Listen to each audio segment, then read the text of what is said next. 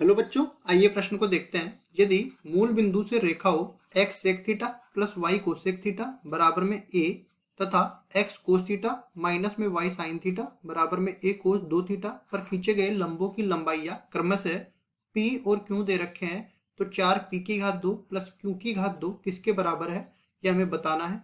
प्रश्न को हल करने से पहले इसकी मुख्य अवधारणा के बारे में चर्चा कर लेते हैं। मुख्य अवधारणा। अब देखो, यहाँ पे हम लोग बताएंगे कि कोई भी बिंदु से अगर किसी रेखा पर लंब डाला जाए तो उस लंब की लंबाई कितनी होने वाली है। जैसे मैं बोल देता हूँ यहाँ पे कि ये अपने पास एक रेखा है और ये अपने पास बिंदु है। रेखा का समीकरण हमने मान लिया A X plus B Y plus C बराबर में 0। बिंदु को हमने मान लिया पी, इसको नाम दे दिया और x1 y1 इसके निर्देशांक मान लिए। अब इसको लंब डालूंगा यहाँ पे, ठीक है। तो ये मान लो लंबपाद क्यों हो गया, तो पी क्यू की लंबाई हमें बतानी है। तो पी क्यू बराबर अपने पास हो जाएगा, देखिए सूत्र होता है A X one plus B Y one plus C बटा में नीचे हो जाएगा ए की घात 2 प्लस बी की घात 2 पूरे का वर्गमूल और पूरे का मापांक, क्योंकि दूरी हमेशा धनात्मक होती है। इस सूत्र का उपयोग करते हुए सवाल को हल करते हैं। तो सबसे पहले तो हमें मूल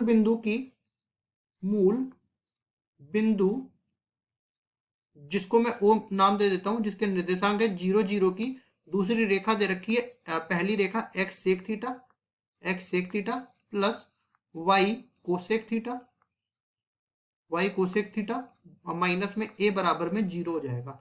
तो मूल बिंदु की इस रेखा से दूरी को मैं L1 बोल देता हूँ। L1 बराबर हो जाएगा, यहाँ पे देखिए x की जगह x1 आ गया तो ये बन जाएगा सेक थीटा गुणा में 0, फिर आएगा y की जगह आ जाएगा 0, तो 0 गुणा में कोसेक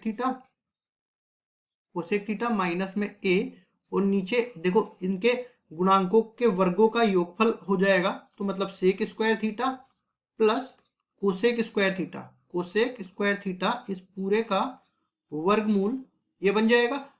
और पूरे का मापांक अपने पास बन जाएगा। तो कुल मिला के अपने पास क्या आ रहा है, देखो L1 का मान अपने पास आ रहा है माइनस ए है, तो प्लस का ए बन जाएगा और ये नीचे बन जाएगा sec square theta plus cosec square theta पूरे का वर्गमूल।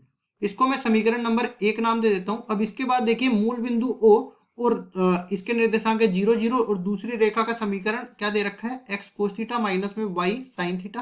तो यहाँ पे लिखेंगे x कोस थीटा माइनस में y साइन थीटा, और ये जो दूसरी तरफ है इसको भी इसी तरफ ले आते हैं, तो माइनस में a कोस 2 थीटा बराबर है 0।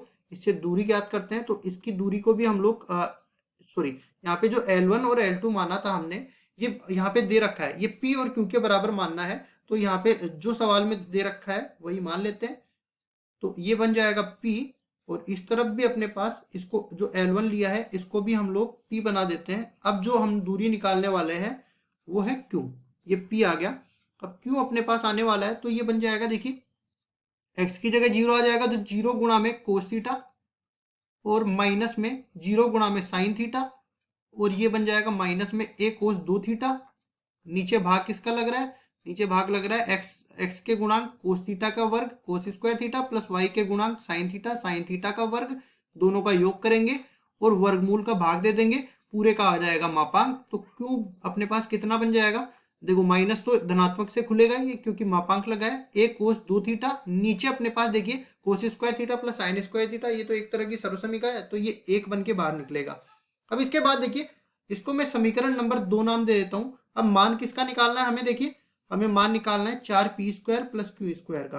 तो यहाँ पे देख लेते हैं, देखिए 4p square plus q square, इसका मान हमें निकालना है।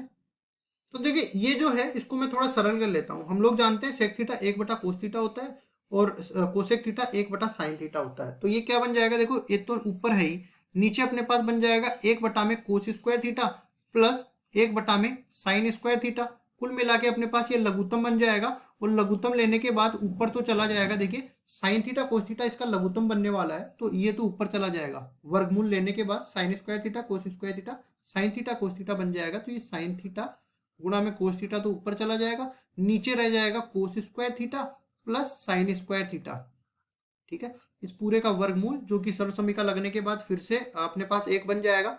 अब देखिए अगर मैं क्या करूं, इसमें 1/2 से ऊपर नीचे गुणा कर दूं, तो ये बन जाएगा 2 कोस थीटा गुणा में साइन थीटा गुना में a और नीचे भाग लग जाएगा 2 का। तो अब देखिए हम लोग जानते हैं साइन थीटा गुना में कोस थीटा किसके बराबर होता है, 2 गुना में sine theta cos theta sine 2 theta के बराबर होता है। तो a साइन 2 थीटा बटा में 2। इसको मैं यहाँ पे देखो समीकरण 1 यहाँ पे है ना, तो इसी को मैं पी के बराबर यहाँ पे थोड़ा सरल करके लिख लेता हूँ, या इसको मैं समीकरण नंबर 3 नाम दे देता हूँ। अब देखिए ये जो मान हमने निकाला है ये इस समीकरण में हम लोग रखते हैं, तो ये क्या बन जाएगा, देखो 4p²। तो 4 तो बाहर है ही, p² अपने पास बन जाएगा a साइन 2 थीटा बटा में 2 पूरे का वर्ग, और ये बनेगा प्लस a कोस 2 थीटा पूरे का वर्ग। इसको आगे हम लोग सरल करते हैं, तो 4p की घात 2 प्लस q की घात 2 बराबर हो जाएगा। यहाँ पे देखो 4 और ये भी नीचे वर्ग बन के 4 आ जाएगा, तो 4 बटा 4 तो ये बन गया। a साइन 2 थीटा का वर्ग हो जाएगा a² साइन स्क्वायर 2 थीटा, ठीक है। और इसी तरह ये बन जाएगा a² कोस स्क्वायर 2 थीटा। फिर इसके बाद देखो 4 से तो 4 कट गया, a² उबेनिस्ट आया तो अंदर बचेगा साइन स्क्वायर 2 थीटा और प्लस में कोस स्क्वायर 2 थीटा। तो ये देखिए क्या बनने वाला है। फिर इसके बाद देखिए ये फिर से एक सरल समीकरण बन गई, sine square x plus cos square x 1 के बराबर होता है। तो कुल मिला के ये a² बन गया, और इस तरफ अपने पास है 4p² गुणा में q²। इसका मान हमें ज्ञात करना था जो कि बराबर आ गया a² के बराबर, और यही हमारा उत्तर हो जाएगा। आशा करता हूँ ये सवाल आपको समझ में आया होगा। धन्यवाद।